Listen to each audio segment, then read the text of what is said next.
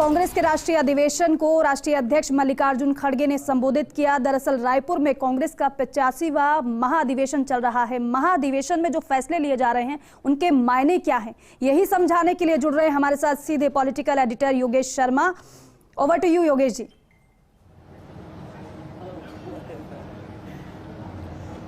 देखिए दीपिका, मेरे साथ हैं वरिष्ठ साथी हमारे अमित मिश्रा जी, अदिति नागर, और ये हम बातचीत के लिए क्यों आए हैं, क्योंकि ऐसे अधिवेशन बार बार नहीं होते, रोज़ नहीं होते जी। कांग्रेस का ये अधिवेशन, कांग्रेस इस समय जिस कालखंड से गुजर रही है वो अपने आप में कांग्रेस ने भी कभी अपने पूरे राजनीतिक जीवन में नहीं सोचा जी। 1885 से लेकर आज तक का जो कांग्रेस का राजनीतिक सफ़र रहा वो अपने आप में ऐसा था कि कांग्रेस पार्टी का सूरज अस्त नहीं होता था। लेकिन मोदी युग ने कांग्रेस पार्टी की जो हालत की है, तो कांग्रेस पार्टी को अब सोचने की ज़रूरत पड़ रही है।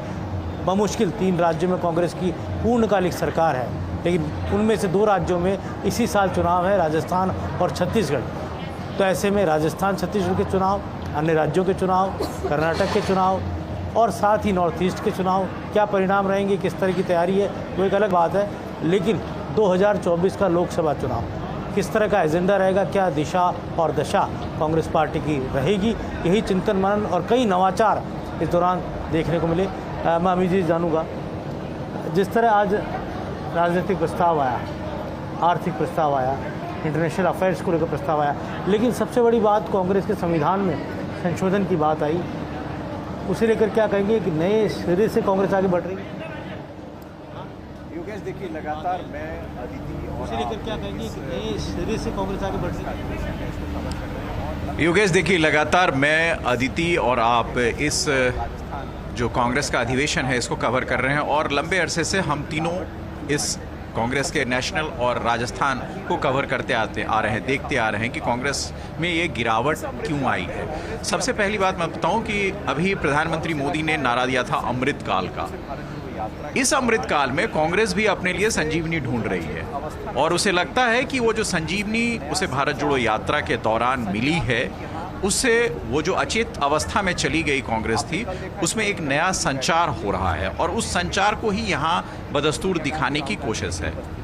आपने कल देखा स्टीयरिंग कमेटी की बैठक हुई, उस बैठक में योगेश सोनिया गांधी, राहुल गांधी नहीं उपस्थित हुए। वो नहीं उपस्थित होकर ये संदेश देने की कोशिश कर रहे थे कि भारतीय राष्ट्रीय कांग्रेस में जो अध्यक्ष हैं वो मल्लिकार्जुन खड़गे हैं, और खड़गे की ही नेतृत्व में आगे पार्टी चलेगी। आज आपने सोनिया गांधी का संबोधन सुना, और उन्होंने कमोबेश अपनी जो स्थिति है उसको साफ किया। हालांकि वो CWC की सदस्य जो हैं वो आजीवन अब बनी रहेंगी, और क्योंकि पूर्व अध्यक्ष हैं और संविधान में जो जिसकी चर्चा आप कर रहे थे उसका संशोधन किया है पार्टी ने। लेकिन जो अध्यक्ष की पारी उनकी ख़त्म हुई और खड़गे की शुरुआत हुई है अध्यक्ष की पारी की, जिसका अनुमोदन यहाँ आज प्रिलिमिनरी सेशन में हुआ है, उसके बाद क्या भारतीय राष्ट्रीय कांग्रेस का जो स्वरूप है, जो संवैधानिक संशोधन हुए हैं, या जो राजनीतिक एजेंडा आज यहाँ पर जिस पर चर्चा हुई, जिसको पास किया गया है, आर्थिक जो सुधार की वकालत कांग्रेस कर रही है, वो इस तरह के सुधार हैं, इस तरह की चर्चा है कि क्या 2024 में वो देश में एक जो सशक्त चेहरा है प्रधानमंत्री मोदी का, उसको चुनौती दे पाएगी? ये बड़ा सवाल है, और इस सवाल के पीछे कांग्रेस अपनी रणनीति भले ही बनाती नजर आ रही हो, लेकिन अगर धरातल पे उसके कार्यकर्ता नहीं मजबूत होते हैं तो उस चुनौती के आगे ये तमाम रिजोल्यूशन लेकिन जब चुनाव में जाते हैं, अदिति मेरी बात से सहमत होगी, तो वहाँ एक ही फॉर्मूला लगता है, विनिबिलिटी। अगर जिताऊ कैंडिडेट है तो उसकी उम्र नहीं देखी जाती। तो और जहाँ ये मुकाबला करने की सोच रहे हैं भारतीय जनता पार्टी से, गुजरात में इतने टिकट बीजेपी ने काटे, केरला में CPM का अलग मॉडल था, तो क्या इस स्थिति में है कांग्रेस पार्टी कि वो इस तरह से 50-50% के रेशियो को चुनाव में अडॉप्ट कर सके, टिकट दे सके महिलाओं और युवाओं को? 2 बातें महत्वपूर्ण है। एक तो भारतीय जनता पार्टी में योगेश आप देखें कि चेहरा है, जो जिस चेहरे को वोट मिलता है, संगठन है। 2 बातें महत्वपूर्ण है। एक तो भारतीय जनता पार्टी में योगेश आप देखें कि चेहरा है, जो जिस चेहरे को वोट मिलता है, संगठन है जिस संगठन को लोग चाहते हैं। कांग्रेस में उसकी कमी है। सोनिया गांधी के नेतृत्व तक कांग्रेस मजबूत रही, बाद के दिनों में कांग्रेस कमजोर हुई। जब सोनिया गांधी ने चुनाव हारा, 2014 में उनकी अगुवाई में चुनाव हारे गए, तब वो कमज़ोर हो गई और बहुत कम सांसदों की संख्या भी आई। लेकिन अगर आप क्षेत्रीय स्तर पर अपने पार्टी को मजबूत चेहरा देते हैं, क्षेत्रीय स्तर पर अगर आपके पास राजनीतिक मजबूत नेता हैं जिनका जनाधार है लोगों के बीच, तो कांग्रेस निश्चित तौर पर खड़ी हो सकती है। मैं आपको बताऊं कि इंदिरा गांधी के समय में हेमवती नंदन बहुगुणा जैसे लीडर थे जिनका उत्तर प्रदेश की राजनीति में बहुत बड़ा वर्चस्व था। श्यामा प्रसाद शुक्ला, जो धरती पर हम बैठे हैं, यहाँ उनका एक छत्र राज चलता था, विद्याचरण शुक्ल और श्यामा प्रसाद शुक्ल का। तो वो जो एक छत्र राज्य था वो क्यों था? क्योंकि उनके पास आधार था लोगों का। कांग्रेस के पास ऐसे आधार वाले नेता जो हैं वो बहुत कम हो गए हैं। छत्तीसगढ़ में भूपेश बघेल मुख्यमंत्री हैं और उनके आधार की बात कही जाती है कि वो सर्वमान्य हैं यहाँ पर कांग्रेस में। उसी तरह राजस्थान में अशोक गहलोत जी मुख्यमंत्री हैं और वो एक सर्वमान्य नेता हैं वहाँ कांग्रेस के। तो ऐसे छत्रपों को कांग्रेस को आगे करना पड़ेगा और तभी जाकर वो छत्रप जो हैं वोट बैंक में उसे तब्दील कर पाएंगे, जो एक चुनौती होगी। और अब ये अलग अलग स्पीच के मायने निकाले जा रहे हैं। क्या राजनीतिक तौर पर वो अब कांग्रेस पार्टी से दूर हो जाएंगी या फिर वो मार्गदर्शक की भूमिका में रहेंगी? क्या वो रायबरेली से फिर चुनाव लड़ेंगी? उसको तो लगभग एक तरह से माना जाए वो बात अब दरकिनार कर दी गई है कि वो चुनावी समर में नहीं उतरेंगी। तो अब किस तरह की भूमिका? और एक और सबसे बड़ी बात, हमने जब उनका स्पीच सुन रहे थे तो उन्होंने राहुल गांधी अपने पुत्र की पीठ थपथपाई थी और भारत जोड़ो यात्रा का जिक्र किया। तो किस नज़रिए से, और मुझे लगता है कांग्रेस अधिवेशन का ये बड़ा मेमोरेबल आज क्षण था सोनिया गांधी का संबोधन।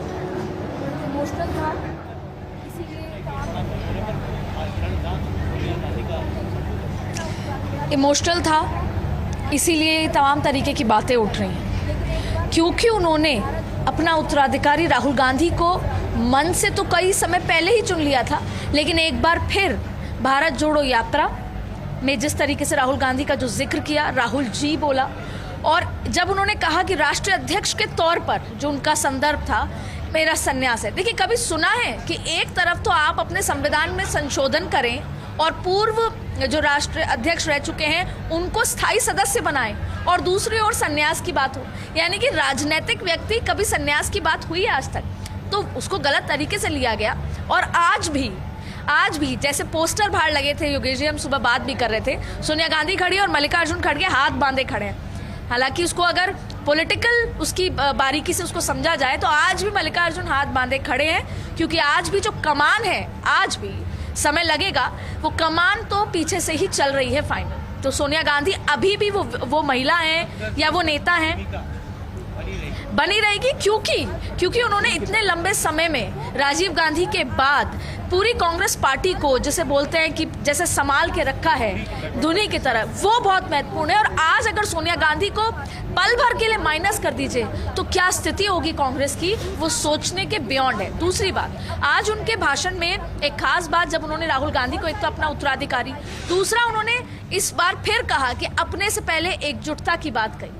तो बहुत सारी बातें जरूर कही। हाँ, ये जरूर हो सकता है कि हेल्थ के चलते वो रायबरेली से ना लड़ें, लेकिन वो चाहेंगी राहुल गांधी लड़े, प्रियंका गांधी लड़े, कोई और हो, तमाम चीज़ें ऐसी हों, लेकिन ये कह देना कि सोनिया गांधी राजनीतिक संन्यास हो गया है, वो सही नहीं होगा इस पूरे मायने में। लेकिन सोनिया गांधी की स्पीच ज़बरदस्ती, अगर उसकी आखिरी लाइन का जिक्र किया जाए तो उन्होंने फिर कहा कि अगर कांग्रेस का जीत मतलब देश की जीत, और ये बड़ी बात उन्होंने कही। एक बार फिर उन्होंने कहा वी विल विन। कांग्रेस अपने आप को रिफाइंड कर रही है, लेकिन अलग अलग छत्रपों की बात की। अशोक गहलोत राजस्थान के छत्रप है और छत्तीसगढ़ के छत्रप भूपेश बघेल है, लेकिन दोनों ही राज्य कांग्रेस पार्टी के आंतरिक कलह से जूझ रहे हैं। वहाँ सचिन पायलट नेता राजस्थान में, तो यहाँ पर टी.एस. सिंहदेव हैं। लेकिन हम राजस्थान की बात इसलिए करेंगे क्योंकि राजस्थान का कांग्रेस का नेता, कार्यकर्ता, आमजन जानना चाह रहा है कि इस पूरे अधिवेशन में राजस्थान कहाँ है। देखिए, आपको टेबल पे राजस्थान की लोकप्रिय योजनाएं दिखी। देखिए, आपको टेबल पे राजस्थान की लोकप्रिय योजनाएं दिखी, आपको यहाँ पर एग्जीबिशन दिखी, तो अभी फिलहाल राजस्थान उतना ही है। हालांकि आज अशोक गहलोत की स्पीच नहीं हुई, कल होनी है, अशोक गहलोत तमाम वो बात करेंगे, लेकिन हो सकता है कि वर्बली राजस्थान यहाँ आपको नहीं दिख रहा उस पॉलिटिकल मसले में, लेकिन जहन में हर एक व्यक्ति के राजस्थान है। और आपको बता दें कि राजस्थान के कई नेता आज ये बात कर रहे थे कि ये कैसा अधिवेशन है, इसलिए क्योंकि अधिवेशन पे जो मंच पे लोग बैठे थे, देखिए सबकी अपनी अपनी सोच है, लेकिन वो ये कह रहे थे कि जिन्होंने आज भाषण दिए क्या वो ज़रूरी थे, क्योंकि अधिवेशन में आप संगठन की बात करते हैं, अधिवेशन में आप लोगों को मोटिवेट करते हैं, प्लानिंग करते हैं, तो कम से कम उतने सीनियर लोग होते जो आगे की दिशा दिखा पाते। देश भर से जितने 1000-12,000 से ज़्यादा लोग आए हैं उनको कोई मोटिवेशन दे पाते, उनको कुछ सिखा पाते, या फिर पूरे देश से, उत्तर प्रदेश से, राजस्थान से कोई जाट नेता, कोई गुर्जर नेता या कोई माइनॉरिटी नेता आकर अपने अपने वर्ग से जुड़ी अपनी अपनी जो संगठन की चुनौती तमाम वो बातें करता। तो कहीं ना कहीं जो मुझे नजर आया आज उसमें सेटिस्फैक्शन नजर नहीं है, तो वो कमी हमें अखरेगी, वो पूरी नहीं हो सकती।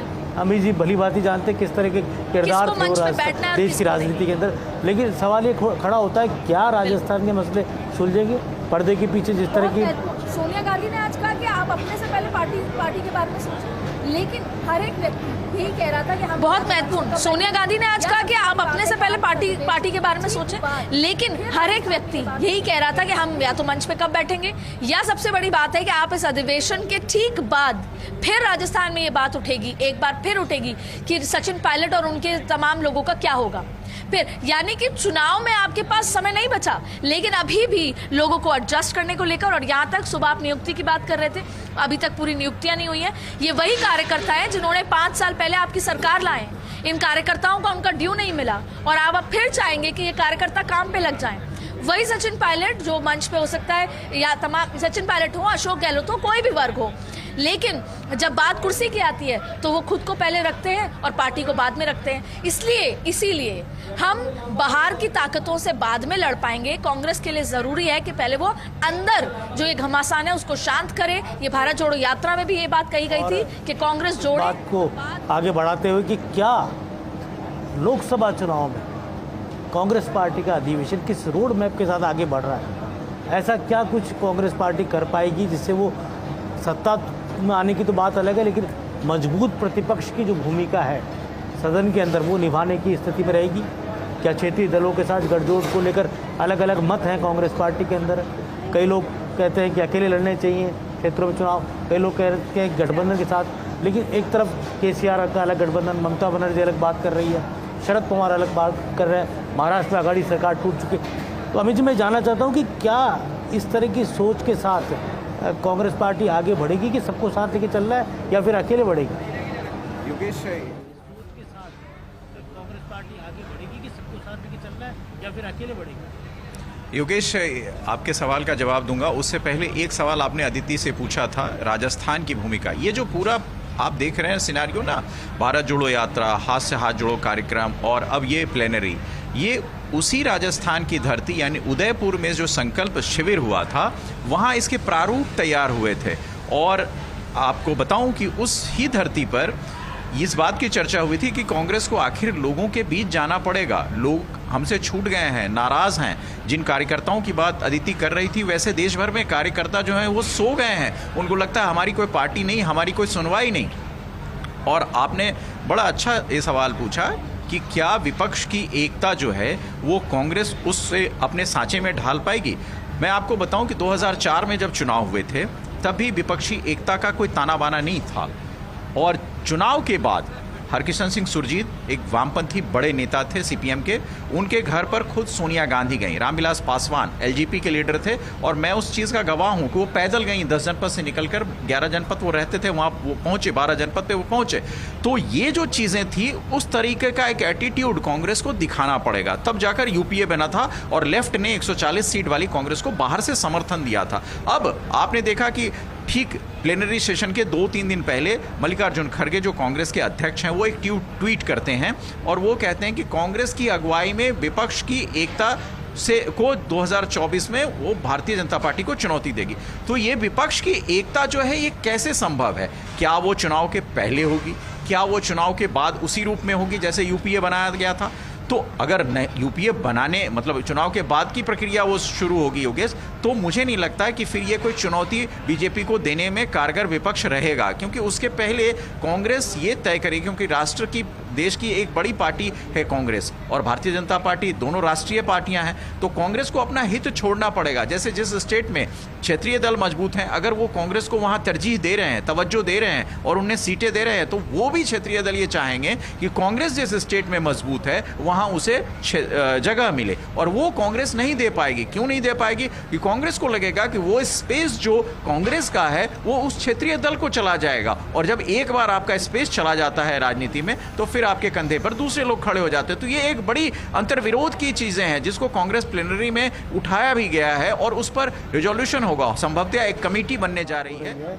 एक मास पार्टी काडर को कैसे मजबूत करे, लेकिन सवाल ये खड़े होते, आपने उदयपुर डिक्लेरेशन की बात की, उदयपुर डिक्लेरेशन की बातें अभी इतने समय में ही पूरी नहीं हो पाई, और एक पद एक व्यक्ति सिद्धांत, एक व्यक्ति एक पद का सिद्धांत है। मल्लिकार्जुन खड़गे अभी भी अध्यक्ष हैं और लीडर ऑफ अपोजिशन है, तो वो एक व्यक्ति बिल्कुल नहीं हो पाई। उसमें एक व्यक्ति एक पद का सिद्धांत है, मल्लिकार्जुन खड़गे अभी भी अध्यक्ष हैं और लीडर ऑफ अपोजिशन है, तो वो एक व्यक्ति एक पद का जो सिद्धांत है, वो जब अध्यक्ष के पद पर बैठे व्यक्ति ही उस चीज को नहीं आत्मसात कर पा रहे हैं, तो जाहिर सी बात है लोग, आप कैसे किसी को सवाल उठा सकते हैं जब आप खुद नहीं उस चीज को अडॉप्ट कर रहे हैं? तो फिर ये, तो इसका मतलब है राजस्थान के लिहाज से एक और खास बात योगेश जी कि चल ये बात कि उदयपुर की बातें पूरी नहीं हुई, उससे बड़ी बात कि एक शिकायत हुई 25 सितंबर की रात को, 3 लोगों पे कार्रवाई होनी थी, उस पर आज तक एक्शन नहीं ले पाए। अजय माकन ने रिजाइन कर दिया, तमाम चीज़ें हैं, एक ही एक मुद्दा चले जा रहा है, या तो उसको क्लोज कर दें या उसे ओपन कर दें। और जो प्रभारी कई बार कह चुके हैं इनफ इज इनफ, कई बार पर नजर आती हुई दिख रही है। उसमें अशोक गहलोत का कुनबा, उनकी फौज लगातार मजबूत होती जा रही है, और जिस तरह का बजट अशोक गहलोत ने है, तो मुझे लगता है आर पार की लड़ाई के वो मूड में अपने तमाम विरोधियों के, चाहे वो बीजेपी का हो चाहे वो अपनी पार्टी के अंदर हो। बिल्कुल आपने सही कहा।